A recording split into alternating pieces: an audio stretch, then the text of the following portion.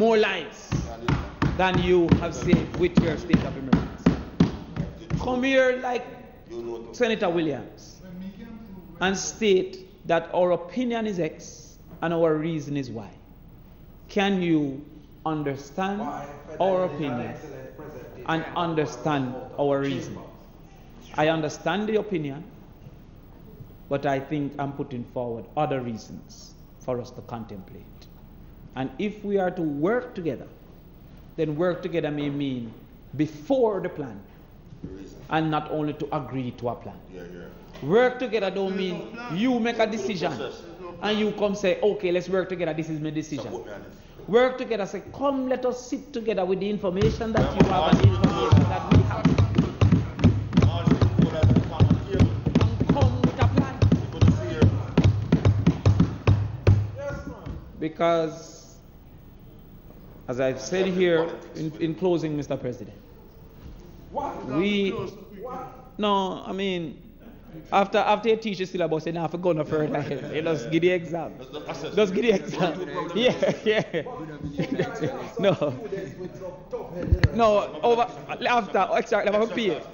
Mr. President, I would want for our country to do a research on the suppression of criminal activity in St. James when it was a drug haven and the impact that has had on Westmoreland. Westmoreland was never always in a place to need a state of emergency. Hanover was one of the most quiet and peaceful. It was the Portland of the West. It was. And the hard policing, suppression of individuals in St. James at that time, I am hypothesizing now, contributed to a shift, a transplacement. And we now have great problems in Hanover and in Westmoreland. If we continue, and we have not reduced in St. James. So we haven't simultaneously reduced in one place. We have spread the cancer. Will St. Elizabeth and Manchester be next? Will Trelawney and St. Anne be less? So we have to say from this side, in my personal opinion, what is being done is an action, not the action. And a crisis, Mr. President, requires.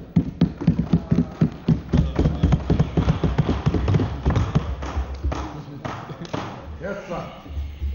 Well done, sir.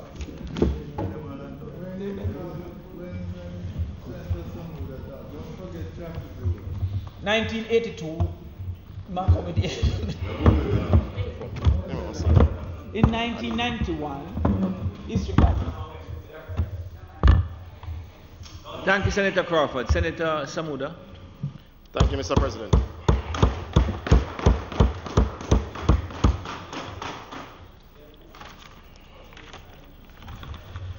Mr. President,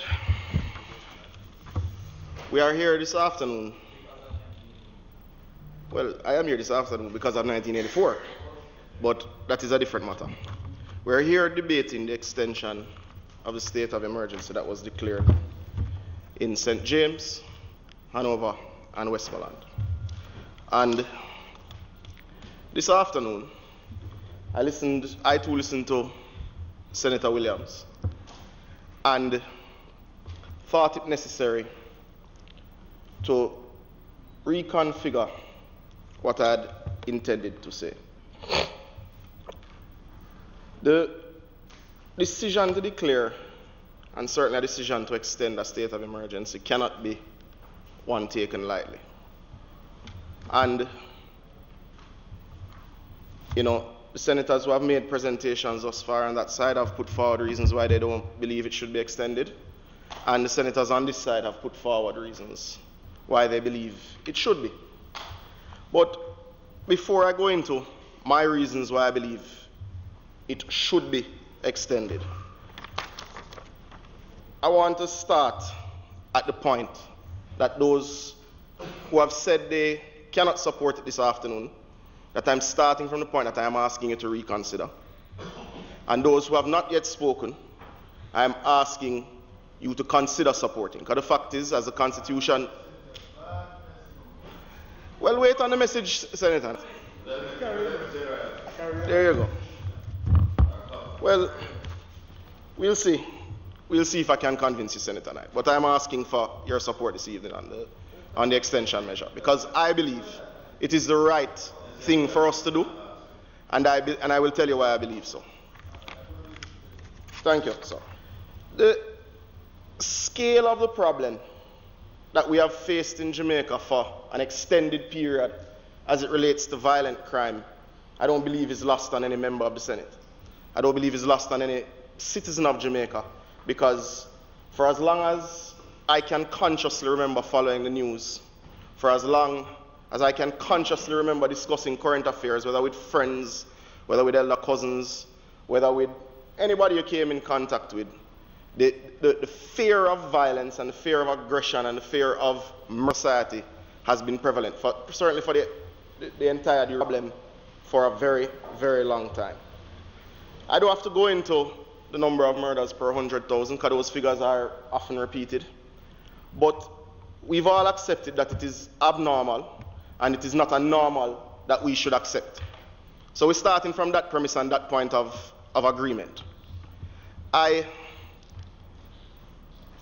Senator Knight knows I will ask him things from time to time, especially as it relates to his tenure, as I come across things in my reading.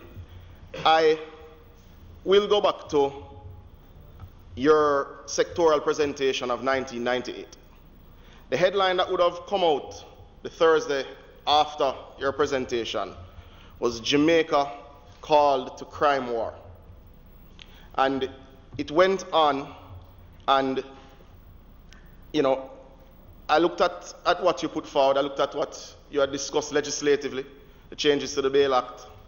I looked at the call for what I would classify as a national coalition. And I would say that is a consistent point that you have been making, certainly since I've been listening to your presentations on national security matters during my time in the Senate. But what struck out, what came to mind on reading the presentation, Senator Knight, was that there was an acknowledgement that the problem was so grave and that the increases in acts of violence, despite other acts of criminality declining, as is the case now, was so alarming that we needed a national coalition and we needed action that the very newspaper that reported on it after would have called it a national effort or a crime war, because situation was so grave that we had to employ everything possible to take it on. Now, I agree with you, and I agree with that sentiment. You, however, have stated that you do not agree with the use of the state of emergency as one of said tools. I, however, believe it is one such tool that we should be using. And I believe that when I consider of the decline in murders last year in St. James, the parish that would have had the state of emergency for the longest period, of 70%. Now, earlier in the conversation, I think senators on both sides alluded to the fact that when we quote statistics, sometimes we get lost, that it is human beings' lives that were saved. Now, an action that was taken saved the lives of many, many persons in St. James. I think that has to be widely accepted. Since that extension wasn't granted, there has been an increase of murders where 21 more persons were murdered as at May 4th, I believe is the date, when compared to the same period last year. So take the statistics. 21 Jamaicans were murdered without it being in place. Now, I recall in December, one of the arguments which wasn't accepted, but is an argument I'm hoping you will accept this afternoon, colleagues on the other side, is that the recommendation from the security forces that we all have to trust, and we all have to help the country build on their own trust in those security forces, because we actually do need them for civility and basic decency to be maintained in Jamaica. Their advice to us was that they were not yet ready for it to be removed. It didn't find favor. We weren't able to secure your support on that basis. But I ask you this afternoon, on the basis of their advice, that the situation in these three parishes is still so grave that they require these extraordinary powers to save Jamaicans' lives, to reconsider your position. So they should have advised the government to pass on your position to keep the last time. And Senator Morris, whether there is consultation, you will. I thought it was a very big move to build collaboration and consultation to invite the National Security spokesperson from the opposition to attend National Security Council meetings.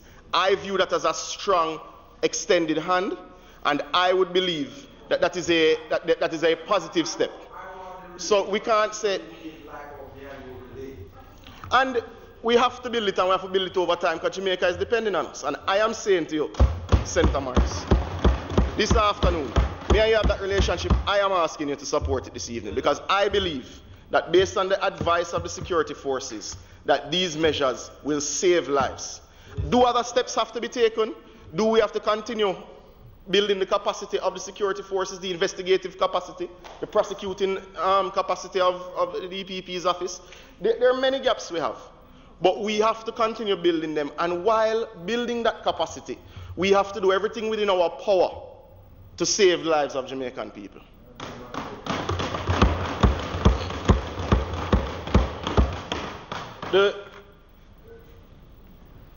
In asking for your support, just making a couple points, because I don't want you to not support based on either mistaken information or things that you may believe to be so that are not so.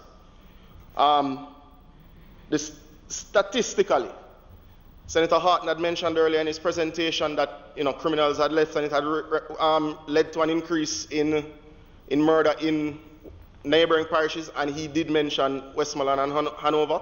That was not so.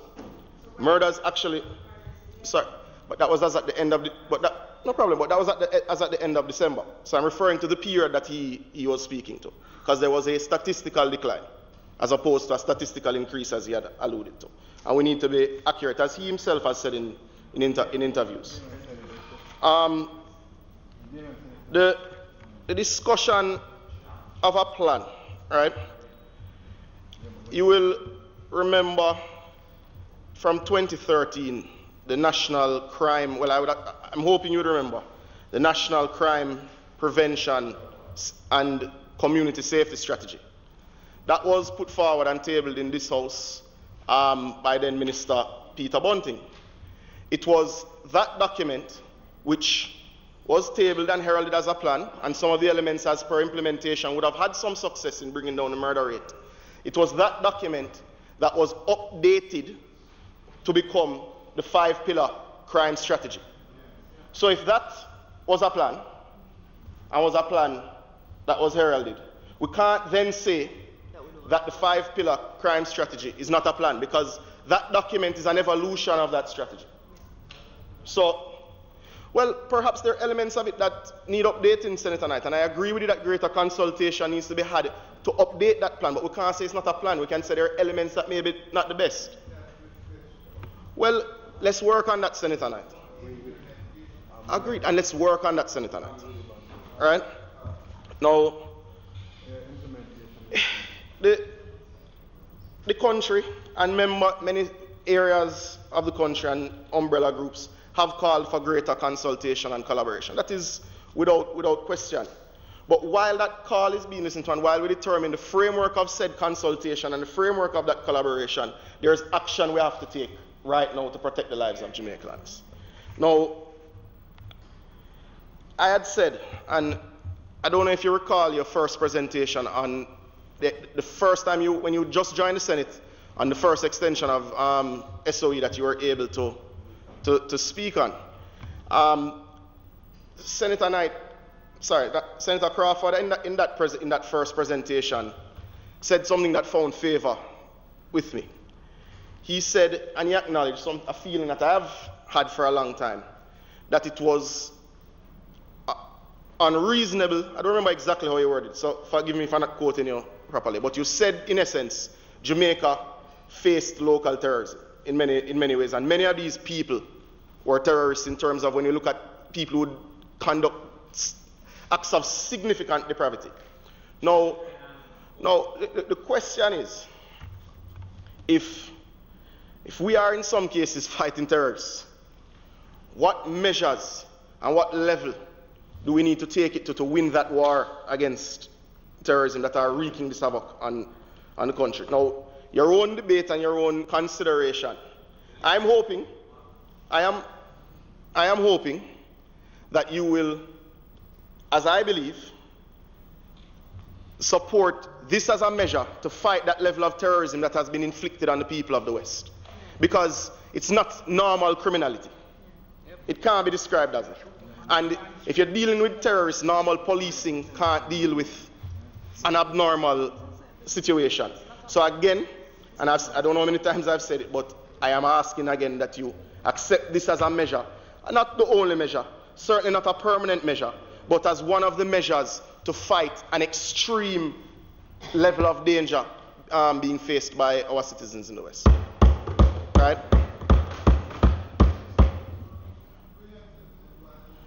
It's not a band-aid situation. This is beyond band-aid. You know,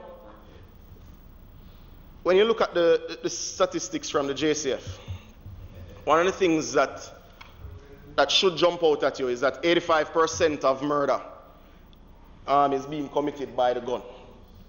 Now, when you juxtapose that against recent seizures of ammunition, I mean, nobody not doing gun salute with them, right? These are being brought in by persons with ill intent for Jamaican citizens. Now, when you consider someone who would contemplate or take action to bring in close to 2,000 rounds of ammunition, what could their intention be? What is the scale of the issue that we are facing if somebody feels the need to bring in close to 2,000 rounds of ammunition? That is not illegally. And that is deeply concerning and tells me that the severity of the problem is extreme. And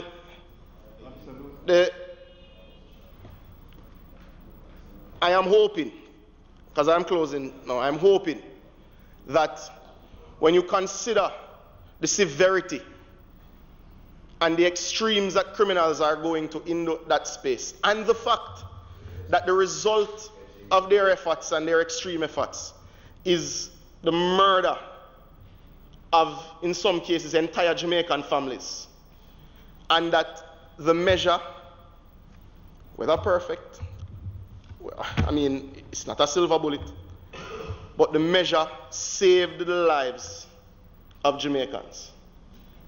I am asking that you support. I'm asking you, Senator Brown. I'm asking you for your support this afternoon. No, well, you don't tell me yes yet. So I'm going to ask you to tell me yes. Because this afternoon I need your support to extend the state of emergency, because I believe it will help to save the lives of Jamaican people. So I close with that, and I ask the opposition members for their support this afternoon.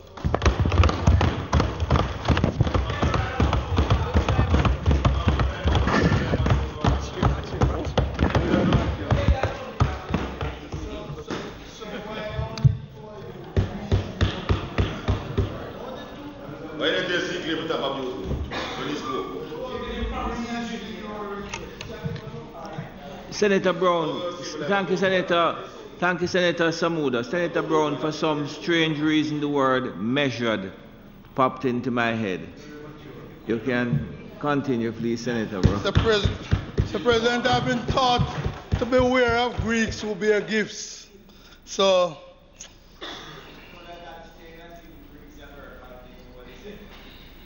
you know, the saying is beware of Greeks, even when they come. Mr. President, I want to start by acknowledging the call from Senator Williams and Senator Samuda. Truthfully, if they were the only speakers on the opposition, on the government side, would be convinced. But what we got was attack on the opposition, that the opposition cost life to be lost. And then no, it's not true. Then no, it's not true. Because if the government is in charge and so many people are dying where there's no SOE, who is responsible for the loss of life? It is a fallacy. It plays political games. But as my colleague said today, the game of politics must be to uplift, not to outwit. So I start there. Yes, sir. To praise my friend Senator Williams and my friend Senator Samuda. You're not my friend? Oh, good. I want to tell you this. I came here today to make one political decision. Not because I believe in the SOE, but because I believe we need to give the people time to see that your program is failing. I'm going to vote for it. To give them the time to see that you're going to fail. So listen me out. Wait, you need one more? Listen me out now. You have 12 here today. Well, right. We're going to get it. I'm begging them to give me flight. They have 12. You need 2 more. They need 2 from here. So you will get some more. You can get mine. I can't guarantee you any others. Mr. President, let me start by recognizing the new Senator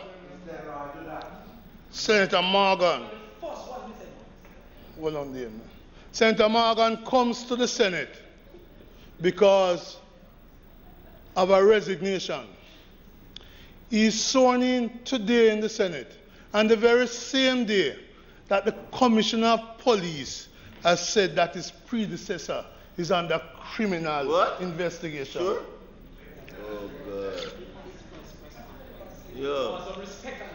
So, I have had reason in the past to say that the person who you are succeeding didn't tell us the truth in this house. I look forward to your presence being that of a truth teller. And I say that. And I welcome you. I also heard, KD, that he was coming to counteract the pit bull and the whole and Satan. We welcome you to that challenge. We welcome you to that challenge. Mr. President,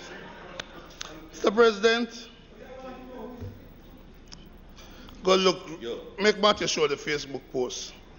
Mr. President,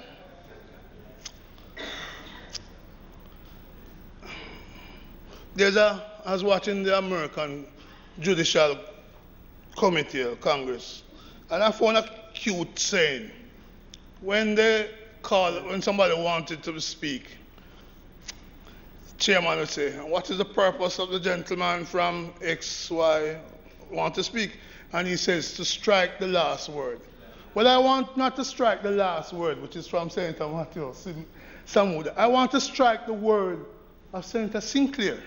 Oh, no. The words. Well, I don't even say more than anything. Mr. President, Senator Sinclair wants us to believe that under the SOE, it's different from curfew. But maybe he didn't read clause 21 of the regulations on page 227. It says curfew. So under the SOE, they can put on the curfew and take off the pot them off a fire same way. It's there. Maybe you never understood that. Second thing, Mr. President, I want to strike, and Senator Crawford dealt with it in a way. It is the right of every minister of national security to determine whether or not certain persons with a track record of violence should be allowed into our country. And Abu Bakr, the terrorist who led the coup in Trinidad some years ago, which resulted in the shooting in the parliament of Prime Minister A.N.R. Robinson. You are criticizing the then Minister Bunting for refusing that man entry into Jamaica? What a shame. I move to strike your words. Right? Senator Sinclair, there are those of us who talk but don't act in the same way. I don't know about you, I know about me. What I do recall is that in Sam Sharp Square, at a political meeting where the Prime Minister and his entourage was present, I don't know if you were present, shots were fired. He was opposition leader, but he was Prime Minister now. Shots were fired by people aligned to that political party that was having the meeting there. Right? The same thing happened in Savlamar. It happened at Arena, at a conference where somebody was killed. It happened at Mandeville at a hotel where certain people were present. So don't tell me about talk when some people are associated. A former Prime Minister once said he was associated with criminals. You remember that? Then he went to NDM. So let us be clear. Let us be clear. When we begin to say the opposition is against crime, the record is there. I don't want to go there, you know. I don't want to go there. That's why I praise Senator Samuda and Senator Williams for reaching out. For reaching out. Because let it not be said that this country don't know the record. That they don't know the record. They know it from blood for blood. They know it from then, from fire for fire. We don't need to go into that. PJ Patterson and others have taken us past that, and we mustn't look back there. So I want to raise that. Senator Gale, not here. You know, Tuesday gone. He's my friend, Okay. But Tuesday gone. At Cornwall Regional, in the heart of a state of emergency, in the heart of a zozo, a man left a workplace, a man left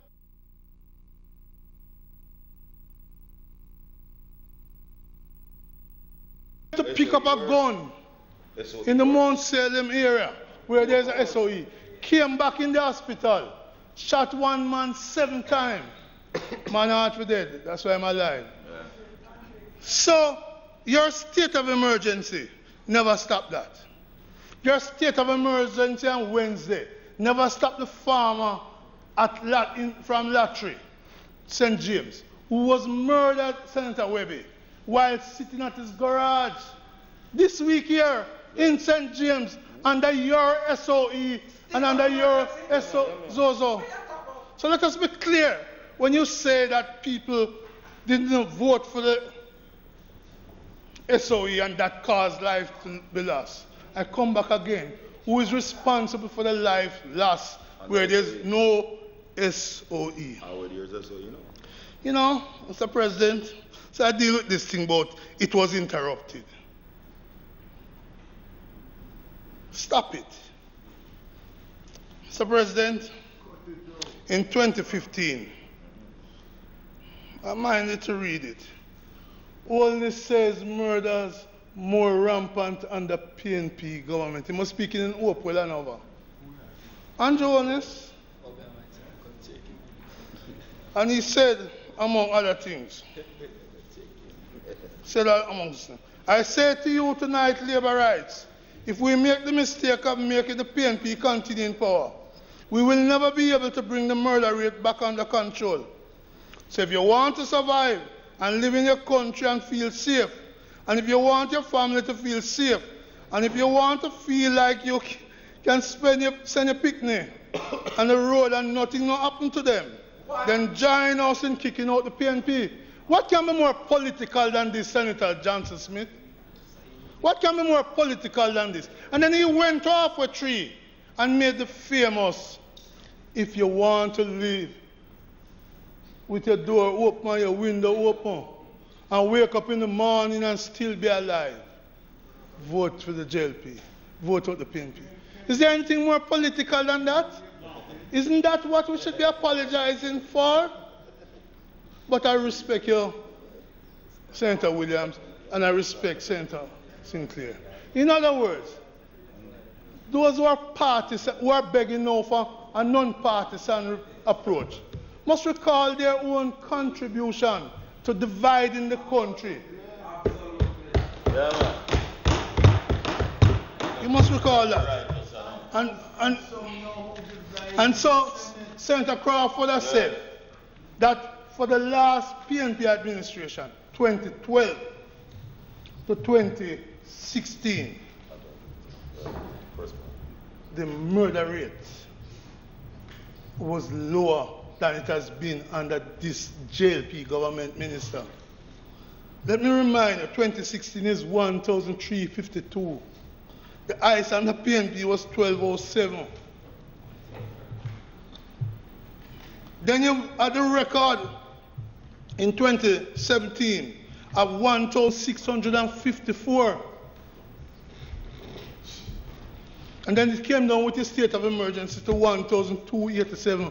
In other words, it put a lie to Andrew Michael Holness' statement that murder is more rampant under the PNP than it is under the JLP. Let's put the party. So let us be clear. But I get no comfort out of that, you know. I get no comfort out of that. Because any death, right? Any death is too much. No, it's no comfort. So let us not pretend that the PNP is opposed to crime, but the JLP is the masters of crime. It don't work so. And the people know it's not so. Don't go there. If you're truly serious about bipartisan approach to crime, I am again going to recommend a standing parliamentary committee on crime reduction. From both houses. I am going to again recommend a standing parliamentary committee on the reduction of crime, where the data is fed into that committee. That committee can look at resources, can look to see and evaluate Senator Webby whether we're making progress in the fight. We spent our entire year on getting less gun than the year before under state of emergency. I haven't been told how much gangs have been dismantled.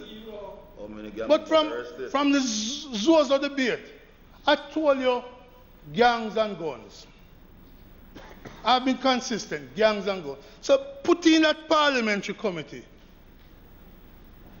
Don't have just a national security committee where if you don't feel like invite the opposition not inviting. And the opposition here say meeting keep.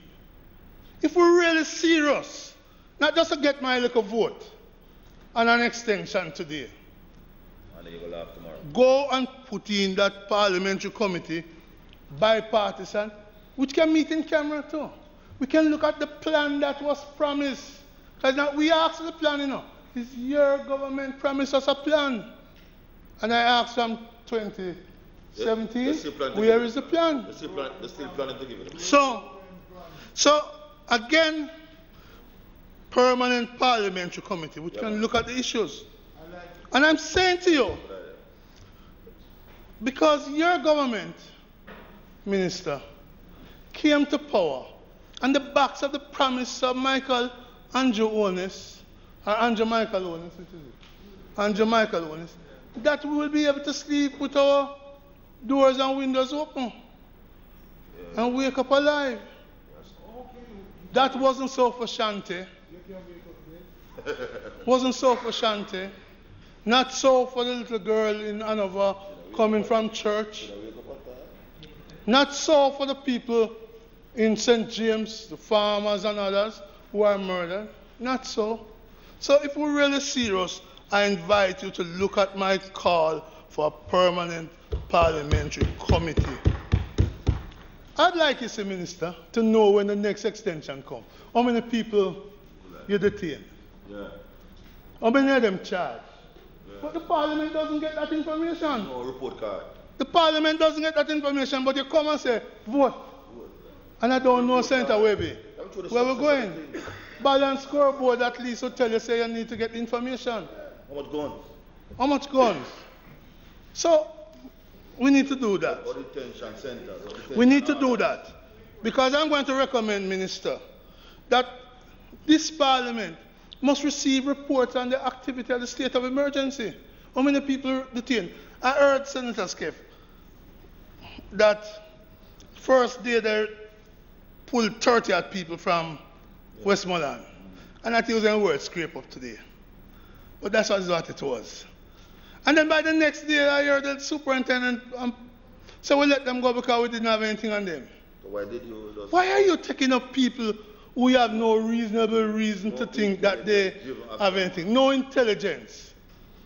So it's a waste of time. Huh? And you turn those people into hostile citizens because them poor and them black. Because Senator Webby? You can't get a lawyer. Senator Hartney is correct. They can't do that uptown. But they do it for the poor people. Yeah. They don't do it in Iron Shore. No. That's why Bowser was able to hide out in Iron Shore. And Senator Sinclair, after a year when the Bowser shoot up the police them, we still can't find the man who rent the place of Bowser now. Connected heavily, man. Can't find that. That's the problem. Interference? I'm not going to do it today. But it raises serious questions. It raises serious questions. Political accommodation.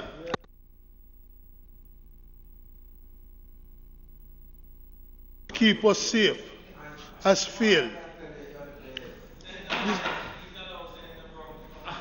Was he saying something, Mr. President? I didn't hear him.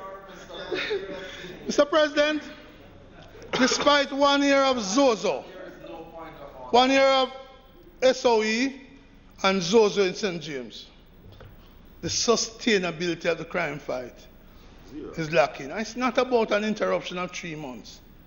No. Because the guns are there.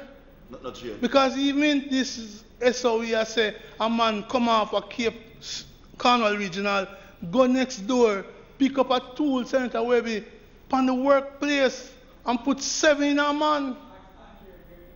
Put 7 in a man, and guess what? They can't find that man now. They can't find that man now. So Tuesday, we still can't find that man. And we may never find that man. So, therein lies our problem. The government has failed in their promise to keep us safe. The Prime Minister, I could quote it, Senator Morris mentioned it, 2018, the Prime Minister promised more Zozos. Them said I'm looking at 20 communities. Them said that from the first Zozo was put in at Mount Salem. And they buck up at Denham Town. And in Denham Town, them killing people in the Zozo. And them shooting up people in the Zozo. So it's not working, it's not solving the problem. Senator Morgan, there's one time where your boss used to say, the success of the Zozo is that there's no killing and no shooting. That no longer stand. I hope that's not why you leave that job there. Right? But that no longer stand because shooting and death has taken place in those Zozos. Mr. President, when it comes to crime fighting, this government has failed. It's failed. But I am prepared to give them some more time to show that the SOE can work. Mr. President, when it comes to providing resources to the police, you remember the used car scandal? $400 million to buy 4 used cars for every 1 new car? What has happened to that? What has happened to that? A grand failure. And Senator Sinclair, you must give Peter Bunting credit for saying that was the mother of all bandulos. So, the used car, come before me. Mr. President, the promised crime plan has not come. That's another failure of this government when it comes to fight crime. The Jamaica Eye, more talk than reality. People are robbing supermarkets and the Ip Strip. And the Ip Strip at 11 o'clock in the day. And I know we can't find them. Jamaica Eye not working. Mr. President, let me continue. This country needs more police. We shout about 4,000 police. Yeah, you know. No, me and him not getting into that. Me and him not getting there. Me leave him alone there. We need 4,000 new police. I think my colleagues, show me the plan. I think my colleagues might have gone into a state of rapture since they hear you say that you are voting, but the rapture don't catch me up here. That's why I'm ask you. If we need new police, if we need 4,000 police, if that is new, that's all I say. Hold on. What is new about it is the failure of this government to ramp up the police security forces to have more boots on the ground. That's what is wrong. That's the failure. So again, they're failing on that. But you may ask yourself, maybe it's a lack of resources. No. What you say no, KD? What? What do you want? Well, let me deal with the resources. Because I don't, like you, Senator Knight, I don't believe it's a lack of resources. Mr. President, if a property's value, 13.1, market value, plus 3.5 for the beach, that's 16 million US dollars. And you sell it for 7.2 million? And you're telling me about development plan? Every UDC contract has been development plan. There's the former chairman and here's a board member. So there's no new thing that Minister Vaz put in. It's always there. What is new is to sell it for such a low price. Because ask Senator Webby, when Grace Kennedy was purchasing from UDC, Senator Knight was told, go and ring more out of Webby. You didn't know that, Webby? And him did. You're a good purchaser. You paid more. And you have developed. You opened it already? So you don't invite KD and me. Monday. You have opened. That is how development comes. We sell, and the development, hold on. The development has taken place. We're not getting a promise of development to come. Because, Senator Knight, you would recall that there are many companies who bought property from UDC affiliates with development clause and keep coming back. Up into 2015, one come with a big hotel. But I know the hotel, as soon as they get the approval, the hotel no build. So we know the game that some of the investors try. Poor your minister either never know it. You know. Or anyway. Don't tell me nothing about Trinidad. I didn't ask anything about Trinidad. Ram Logan? I didn't ask anything about Trinidad, so don't tell me anything about Trinidad. You don't hear? No, I don't want to hear anything about Trinidad and Ram Logan. But what is clear, what is it? In Trinidad, no, it's a different thing. But in Trinidad, Ram Logan get kicked back. Yeah, the Art Farm Attorney General. I'm not going there for Jamaica. I'm just simply saying the development is not coming.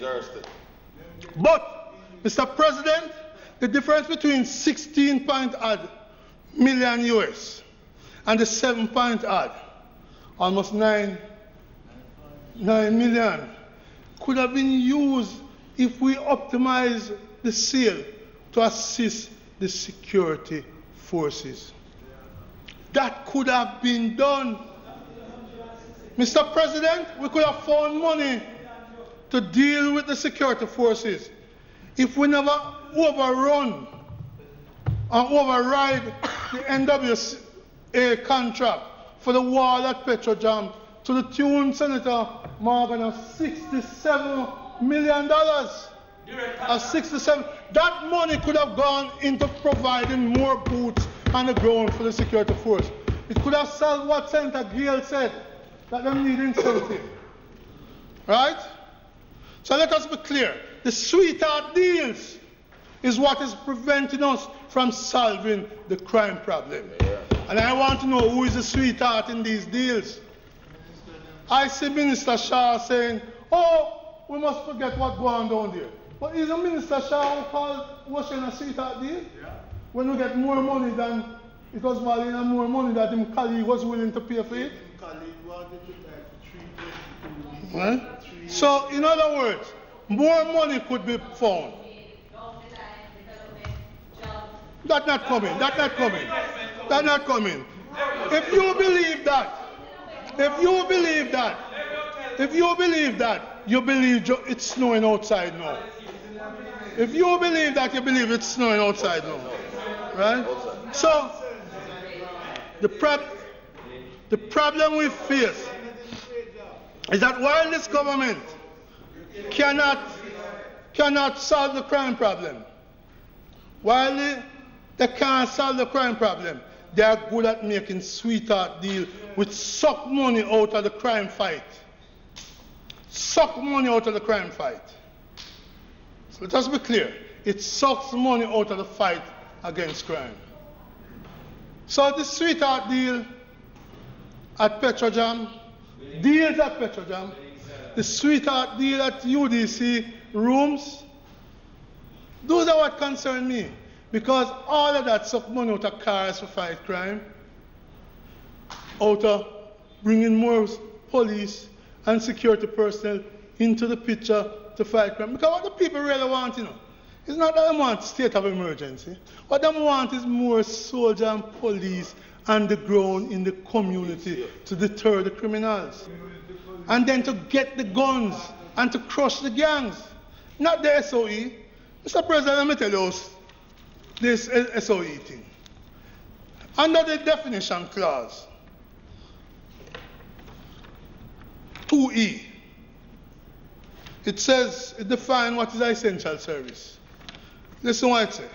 Essential service means any service established, maintained, or operated by the government of Jamaica, or by the public, or private enterprise, or otherwise for the, and I come to E Center Webby, transportation of members of the public, or of any class of the public, or of any goods by railway, road, sea, or other water, way or air. What that means is the taximan in Hanover, in Lucy, the taximan in Grange Hill, taximan in Mount Salem and in Barnett Street. They are taximan out there in the SOE could find, because of the regulation that the minister has brought here, that them could requisition them vehicle. I want the taximen know that. Do you really need that clause in the regulations? Well, I'm in regard to the Moon Palace deed and need this because they can't buy no people. It is a speed on So when you look at the regulations, you discover that the regulations are things. We have a regulation minister that we're going to establish an emergency fire brigade unit. That's what the regulations say at 24. What we're going to set up emergency fire brigade unit for? When we can't even maintain the current one we have. Clause 30 Mr. President, Senator Sinclair says, oh, that will be known under the tribunal. But I don't see that in the regulation. And clause 30 is where you can lock up anybody. And you keep, I read it, yes. And you keep that document. So they man, they stop you, and hold you, Can keep your photograph, your fingerprint, even though Ronnie nephew is innocent. They keep all of that, It's an undercover needs for true. They don't destroy it. Why do we need that in the regulations? If you hold somebody, why are we trying to build a database on every citizen who you can grab up in the community? And these things are in this 1938 Emergency Act regulation. 1938 legislation, I don't know that we have adjusted it to take into account the current situation. So why do you want to stop my son, or Miss Mel's son, or Senator Williams' brother, and just keep a record of them? Why? Don't they have a right to their privacy? Or we want to sell out the privacy like we sell out the rest of Jamaica? For cheap. It's not right. What? 4:30. No, it's just 4:30. I thought I'm sure it was 4:30. 4:20. Finished before sunset.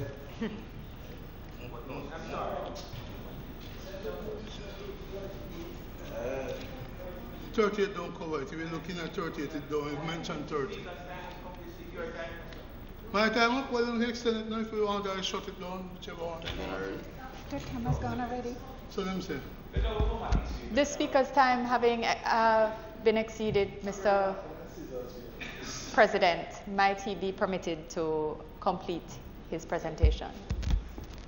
And might the Senate be allowed to sit beyond 4:30 to complete the business of the day?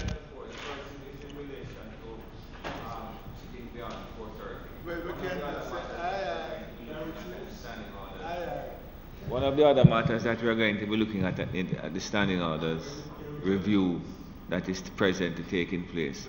Those in favor? Against? Second question is that the Speaker's time having been expired, that he be permitted to complete his presentation. In favor? Against? Mr. President, I must inform you that I am leaving and will be replaced by Senator Navell Clark. So I don't know you're going to get that standing order change when Navell come back. I thought you'd get the joke, but my fault for selling it badly. You know, Navell was the Senator Clark was. It's called the Navell Clark Amendment. Yeah. All right. Cool. Yeah. Mr. President. Mr. President, the SOE has been in place about 2 weeks now, or almost 2 weeks. Minister, you all have been talking a long time for the SOE. Why you haven't put in place the committee, the tribunal, so people will have access to the tribunal? I'm not aware of a tribunal being announced. Who are the members of the tribunal to protect the rights of the citizen? But you're asking us, it was announced? And maybe we could be told, because I haven't heard it and I listen almost every news. Right? But is there any other members of the cabinet who can tell us who? I thought I heard it. Yeah, I haven't heard it, and I haven't seen it anywhere in the press. But one would expect that the tribunal would have been put in place, and would have been activated.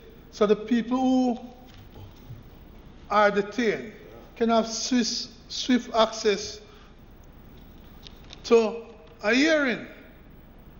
But it seems to me it is the suppression of the people's rights, and poor people in the main, because I know I'm no rich person who have been arrested.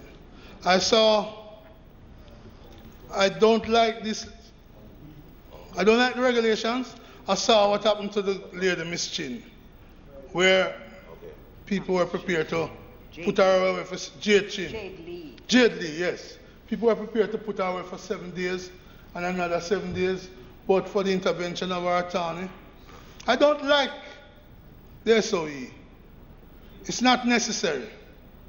What we need is more boots on the ground, and that was promised to the opposition, that they would have the same amount of boots on the ground as in the state of emergency. They failed to live up to it, just as they failed. And Minister, I'm going to cut this short, but I wish the 2 ministers here and the parliamentary secretary to listen to what I'm going to say. The ports of Jamaica are one of the areas in which illegal activities take place, weapons coming in and so on. But how can the government justify for the last 3 months not paying in full the workers of the Port Security Corps? How can that be? Minister, let me repeat it so you can check it out. No, I am repeating so you can check it out. How can it be for the last 3 months the workers at the Port Security Corps have not been paid in full? Yet they must be the front line in preventing contrabands, illegal weapons and ammunition from coming into the country. Exactly. It's cause crime. And you know when I say it, no come tell me about fake news, because the reports have come to me. Port Security Corps workers haven't been paid in full, in the last 3 months. So, if we're really serious about fighting crime, those who are the guardians, those who are the bulwark in stopping these things, treat them good, treat them right, pay them in full, and pay them better. And Senator Gale, let me say this. These regulations that you are saying I must vote for, you know that your JPS managers who are restive, I think I heard you say that, if they go on strike, they're in trouble with this regulation, you know. I know, I'm not worried about it. I want you to understand that the workers of this country, the workers, keep them covered, but the workers of the country, especially those in essential service, under this legislation, if they are forced to defend their rights, and so do, could be in trouble. So I would urge, Minister, that this one extension that I am prepared to give you today, that if ever you ever come back to us with these regulations that are so anti the people, take a taxi man thing if the governor feels so, are so advised.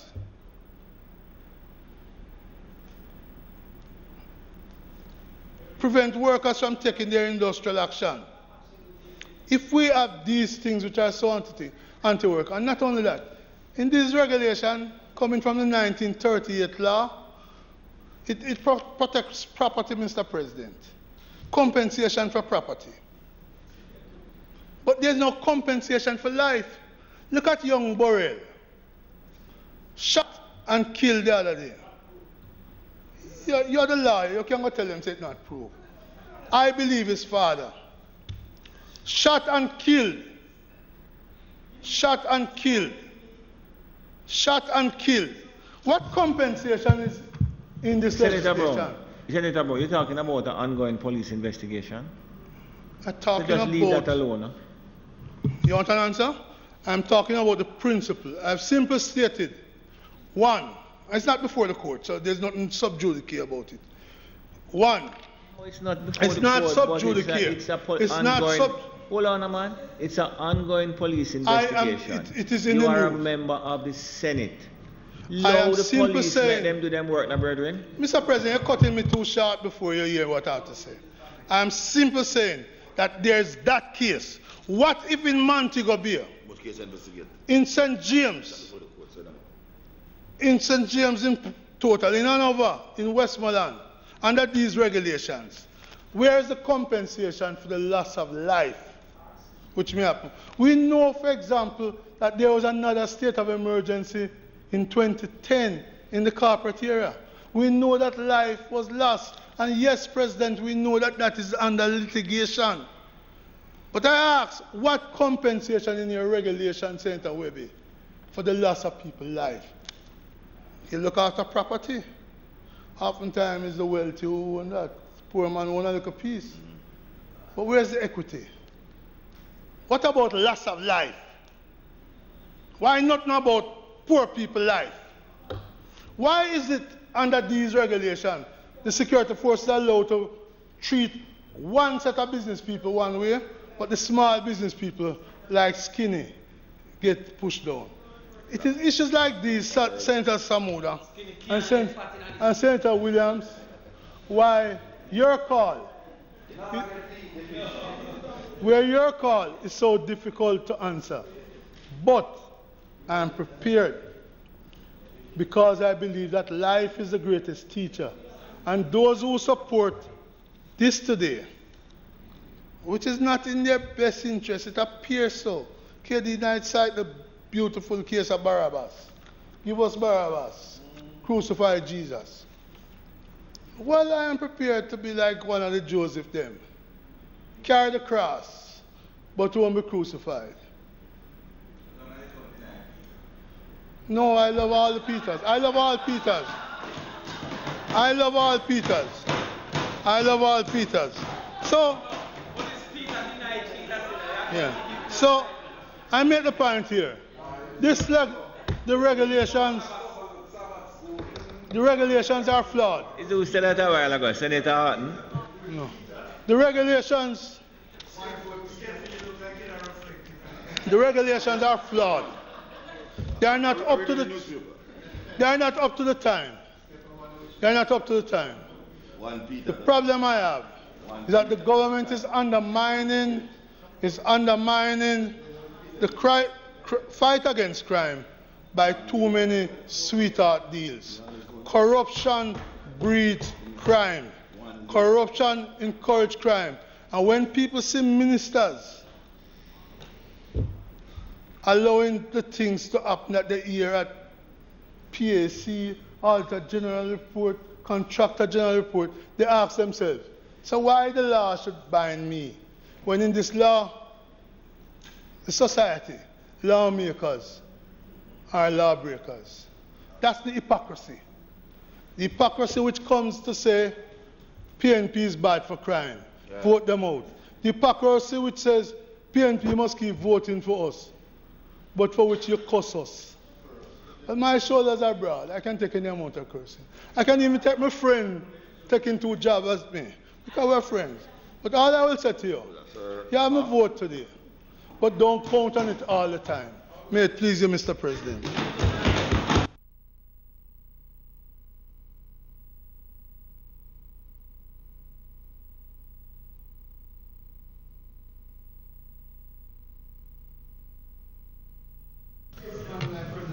Thank you, Senator Brown. Am I hearing your presentation described as statesmanlike? Senator Scott Motley, go ahead, please. Please allow the leader of opposition business to present in silence. Mr. President,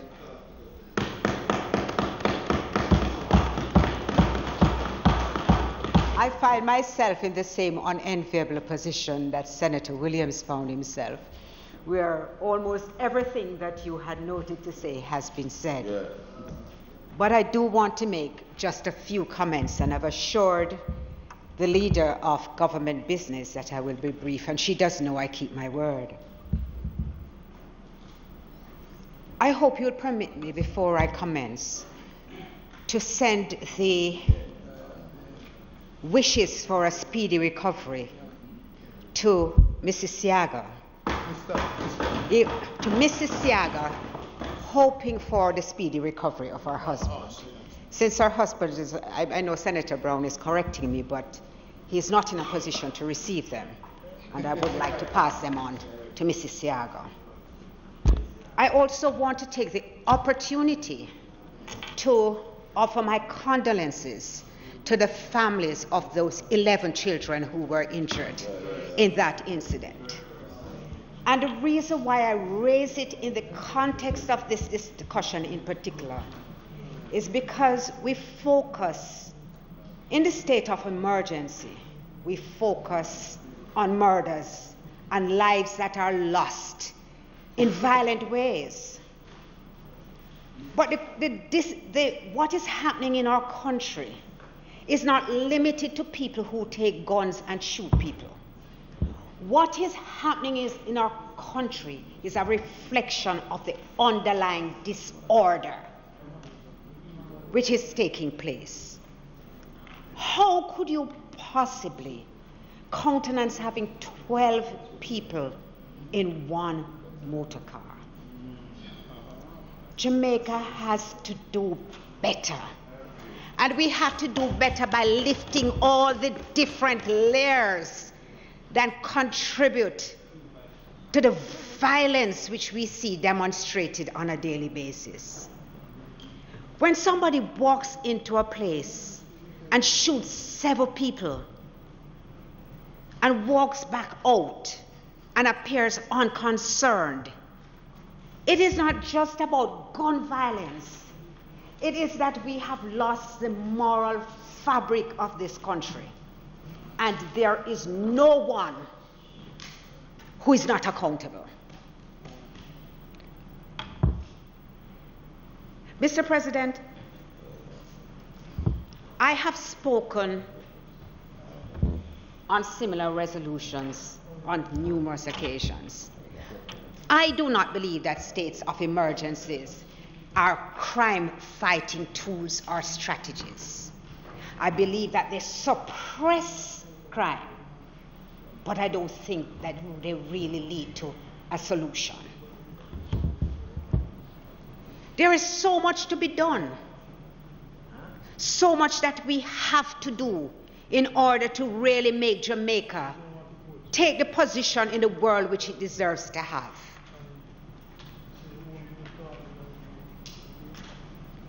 It is just simply not good enough to say, as the Commissioner of Police did on the last occasion when this, when the state of emergency ended in Montego Bay, that the detentions were intelligence-driven. When I hear the Commissioner of Police say that, I lose confidence in him, because there is no earthly way you can pick up 10,000 people, roughly. Let's not know a significant amount of people detained. So, then what it does is that it discloses what the real problem is. That our intelligence apparatus and the persons who are responsible for intelligence need training and need improvement. The other thing that disturbed me was the way in which the leadership reacted to the end of the state of emergency. There was a general sense of panic communicated. It's too early. We are going to have a problem. Crime is going to rise again. There was no kind of acknowledgement that yes, it had ended, but we can do this together. We have a plan. We can solve this situation. We are going to double our efforts. We are going to work with the community. We're going to work with the country, and we can do it. I listen to, I think his name is Superintendent Ellis from Montego Bay. And when I heard him speak, I said, now that sounds like, it was so authoritative in his presentation.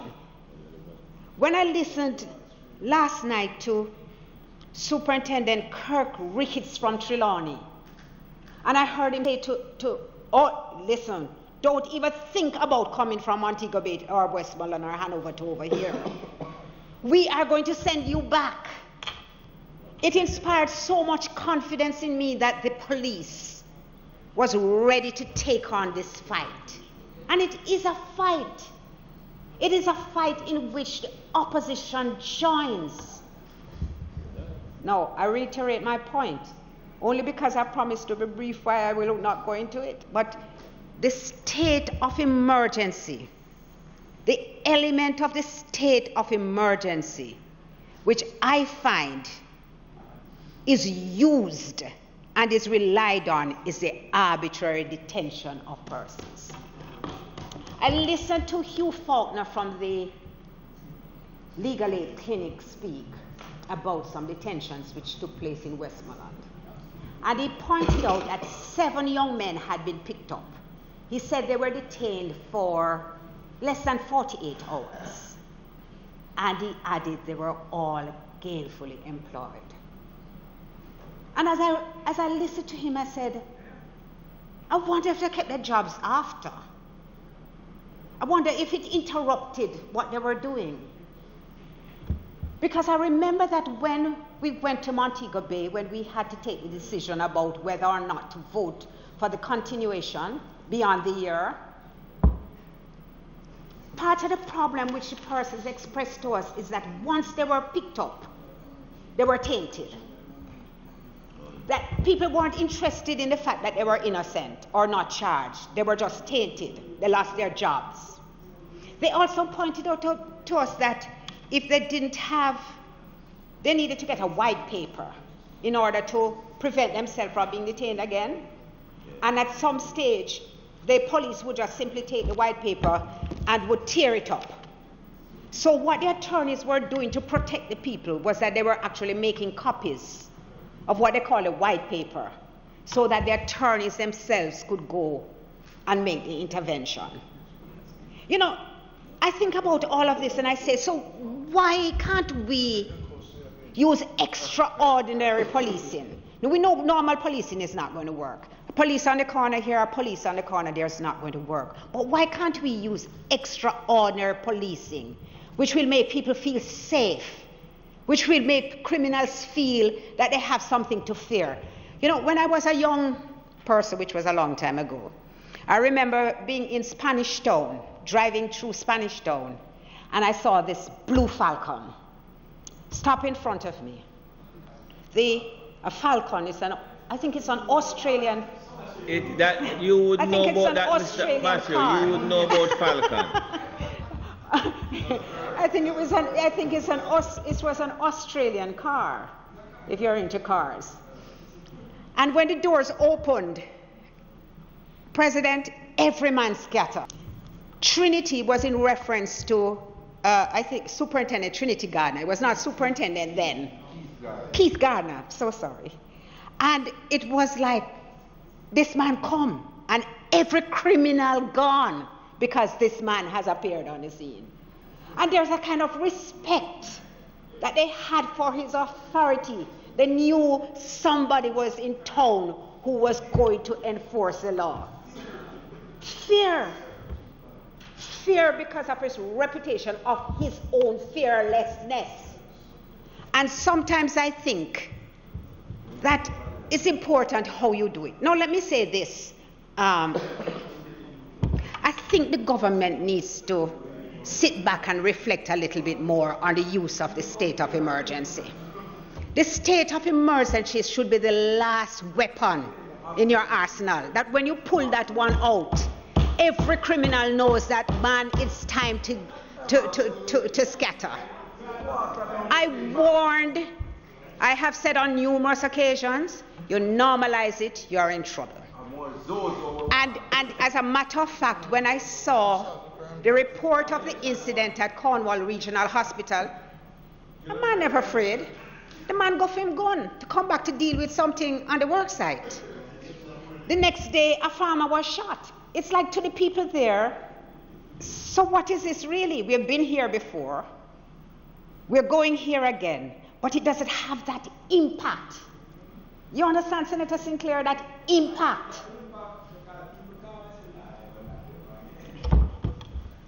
The innocent ones who were not charged will say to you they're going to lock you up again, because if your intelligence had been good, if your systems were working, they would not be able to say you're going to lock me up again. They'll be serving a sentence. And that is what is missing. You know, Mr. President, we have had the first state of emergency which we had in Jamaica was in 1966. It was called by Sir Alexander Bustamante in a constituency which was, the Member of Parliament was Mr. Siaga. It lasted 1 month. The next one was in 1976. It was called under Michael Manley. It lasted 1 year. The third one was in May 2010 in Tivoli. And that one, I think the entire country was united about. When you saw the assault on the Denham Town Police Station, and when you saw the fires burning, I think the country unanimously said, yes, we need this. You know what is ironic, Mr. President? It is our first post-independence Prime Minister who in 1 year and a few months has called more states of emergency than 3 Prime Ministers. Wow. That needs reflection. That needs reflection. Because you know, I hear this statement about 70% reduction in murder, and I don't think it confirms to me that there is no thought going into this situation. Because if thought had been going into the situation, they would have looked at Section 20, the circumstances under which you declare a state of public emergency, and they would see that the argument runs counter to their proposal of a state of emergency. Because if you say you're reducing the problem, what is a grave and immediate danger? Absolutely. You don't even work it through. But I'm just a row stampers.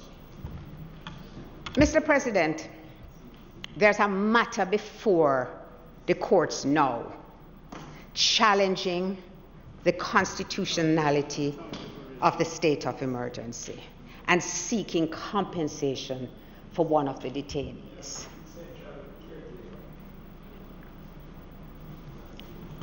There are some people who never respect the fact that the Constitution has purpose. So the fact that he might be a candidate, although he's an attorney, does that suggest that he should not exercise the rights which the Constitution provides on his behalf? What is interesting and what I want to bring to the attention of this Senate is that the court management orders which were made required the Attorney General to file an affidavit in response by April 1st. And to date, no affidavit has been filed. Shame. No affidavit has been filed in that constitutional matter. Shame. There is consistent disregard for the Constitution from this administration. After the NIDS matter was being heard, during the hearing of the NIDS matter, every single day in every newspaper there were full-page ads, and every night on television there were full-page ads. And I say this, I remind the Senate, because you know what it is? It's not just for one set of people. It's not for one administration. If you look historically, some of us keep on making the same mistakes, regardless of what side we sit on. If we really are committed to building a new Jamaica, we have to do some things differently. We just can't keep on saying, oh, you did do it, and we did do it, and we're going to continue to. We just have to do some things differently. And Senator Williams, I want to thank you for your intervention. You very rarely speak. And so when you open your mouth, we pay a lot of attention. Your speech was a speech of a nation builder.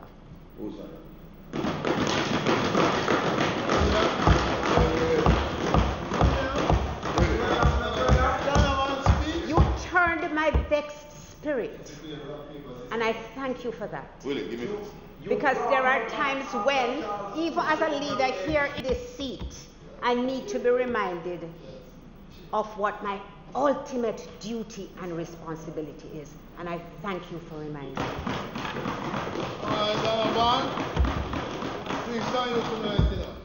Mr. President, apart from Senator Williams, it was nothing new, different, or resonated with me.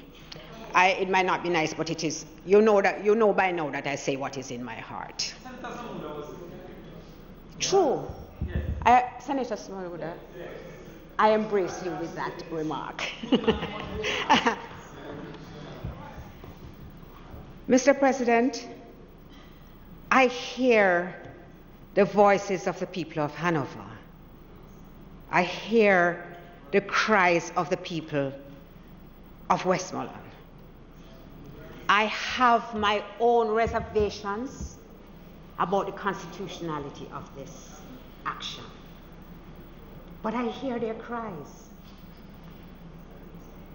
And I am listening to them because that is my duty as a leader.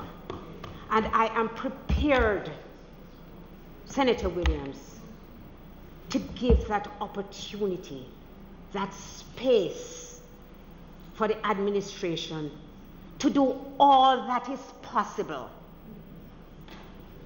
to help to save people's lives now and to put in place plans to make sure that when we hear 500, we are horrified by that. I agree with you. We should never look at 1,000 and see it as any kind of ideal that we should aspire to. So I thank you, Mr. President, for the opportunity. And I expect that the standing orders will reflect that we don't sit 5 o'clock. Is that you had alluded to that at the outset? And you seem to have positioned it in a particular way. Thank you.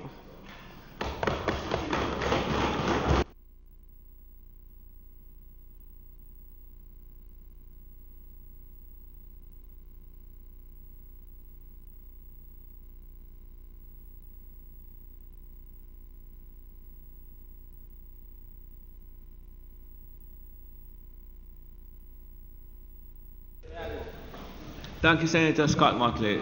Minister. Thank you, Mr. President.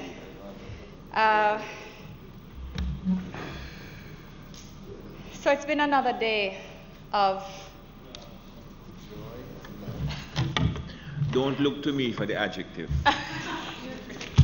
I'm trying to look in my heart in the way Senator Scott Motley has. It's been another day in which I think the Senate has pursued, or members of the Senate have pursued, what they honestly feel to be their duty as members of this House, of this chamber. And we're dealing with tough issues. We're dealing with complex issues. The issue of violence and crime in Jamaica, how we deal with it, these are intractable issues that have, that have challenged administrations across the board, across decades, during which the murder rate has continued to grow. One of the things that we can say without certainly conceding and in fact believing the opposite, but I'll deal with that after, that there is no thought being put into the matter. I think what is clear and what is undeniable is that the state of emergency imposed last year resulted in the most significant reduction in murders that we have achieved.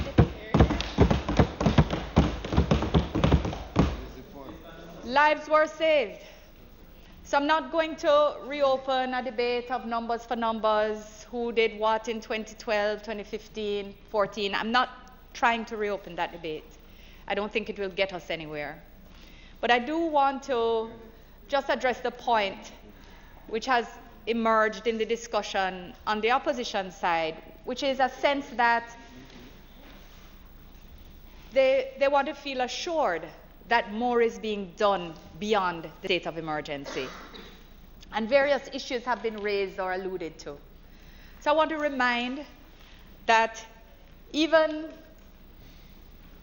Mr. Bunting, whose name has been so often called today, conceded that the largest budget provided to the National Security Ministry has been provided under this administration. And it's been provided because we recognize the sheer magnitude of the work that's necessary to fix systemic deficiencies which have been challenging us for so long. Mobility. So it's in the budget this year for 1,000 new vehicles. The fixing of police stations so the members of the constabulary can work in dignified surroundings and feel productive. The addition of the border control vessels, making sure that we're able to stop the guns coming in, not only through the formal but through the informal ports, of which Jamaica has way too many. Social intervention is on the way. I agree that we need more social workers.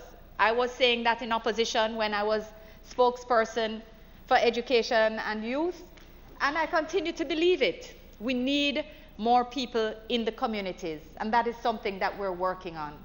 We're working on it through different arms, including, of course, through the Ministry of Education, Youth and Information, but also using alternative methods like the Parenting Commission, which has been provided with more resources to have their people out in the communities helping to change how we raise our children, because that is where it all starts when we look at the heart of the matter.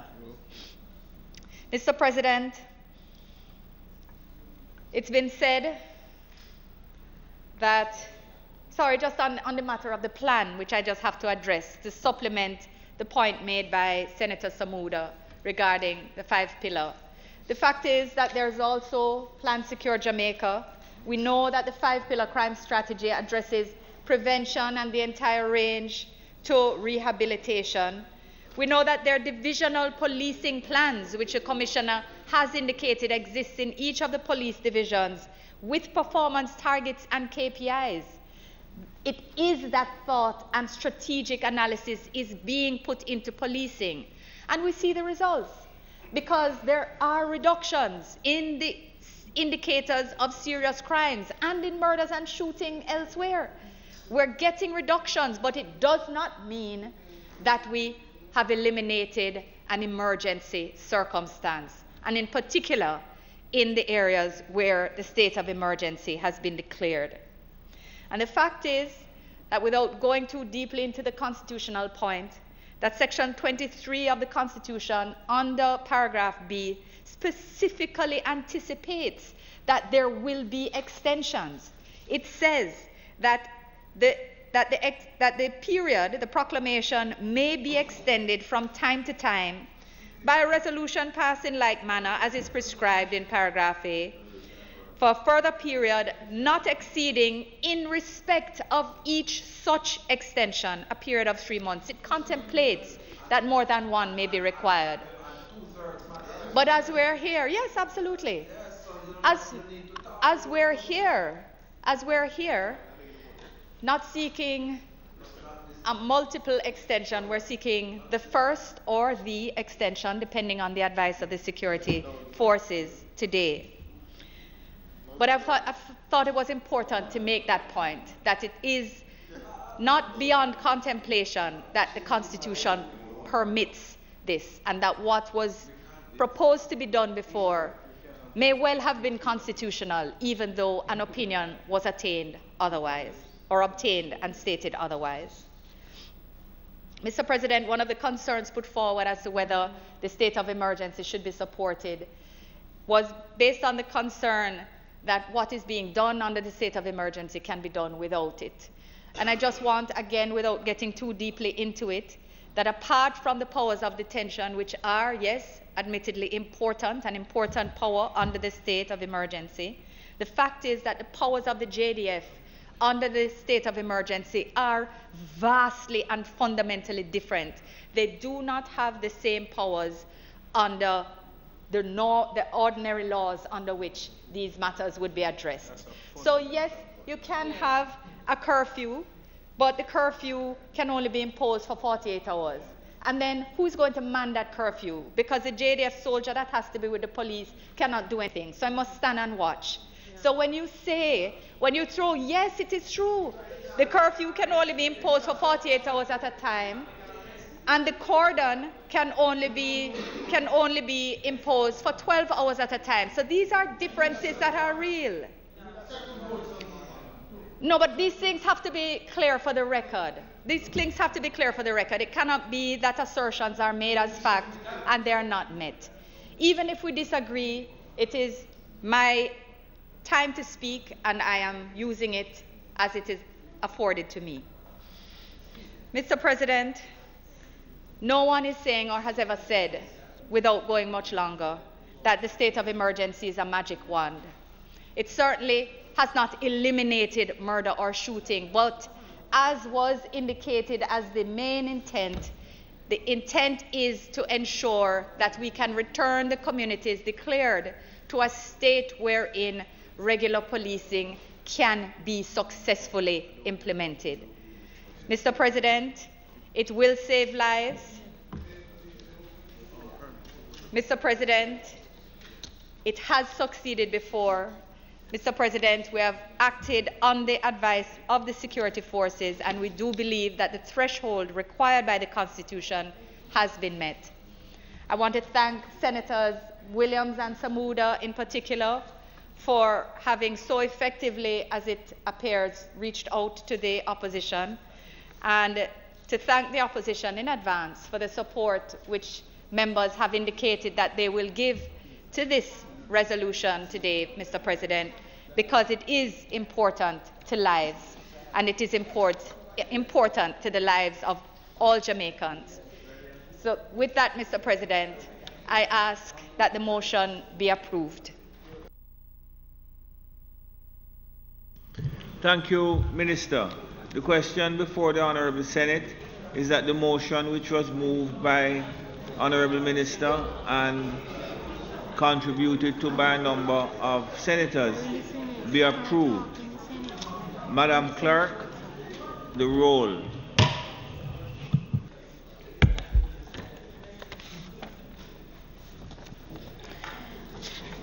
Senator Braham, Senator Brown, yes.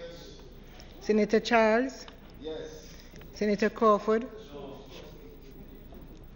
Senator Fraser Beans, Senator Gale, yes. Senator Horton,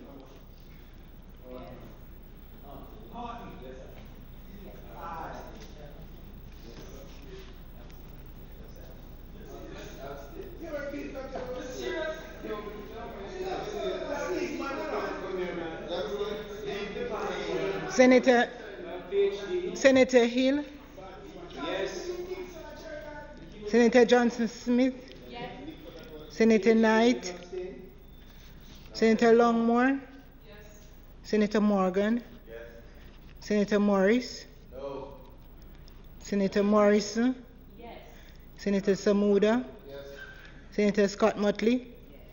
Senator Sinclair, yes. Senator Skeffrey, Senator Webby, yes. Senator Williams. Yes.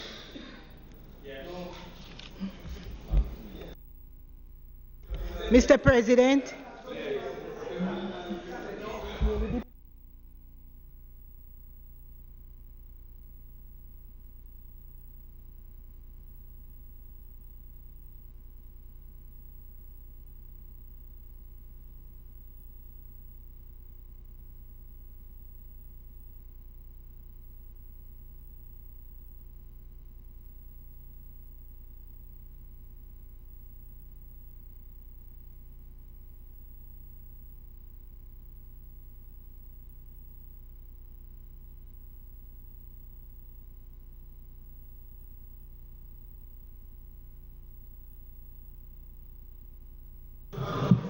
I do report the vote as follows.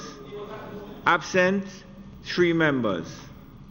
Declined to vote, 1 member. Noes, 2 votes. And the motion is carried by 15, which would meet the threshold of 2/3 of this Honorable Senate. The motion is therefore passed.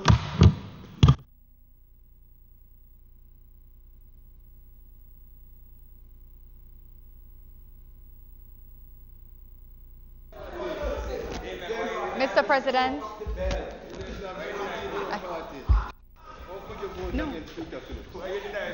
Just before I inquire of the Honorable Minister if there is any other work to do today, I'm just going to remind, I think you had all gotten an email to the effect that at 1 o'clock, May the 14th, that's Tuesday of next week, 1 o'clock, the architectural team, Design Collaborative Architects and Town Planners Limited, led by Evan Williams, is making a presentation to both houses of this Parliament. He will be here along with his team to hear feedback from members of both houses, to hear feedback and also to receive some suggestions in relation to his design out of many one people, which was the winning design for the new House of Parliament building. Now, I'm going to say, without fear of contradiction, that members of the Senate have not, in my view, really turned out in their numbers to participate in the various exhibitions, etc., that have gone on with respect to this design. I'm going to urge you, if at all possible, to come out on Tuesday to look at the design, make suggestions and representations, so that when the building is built, you don't go there and see it for the first time. Thank you very much. Minister? Yes, it's a joint sitting of both the lower house and the Senate. Tuesday at 1 o'clock.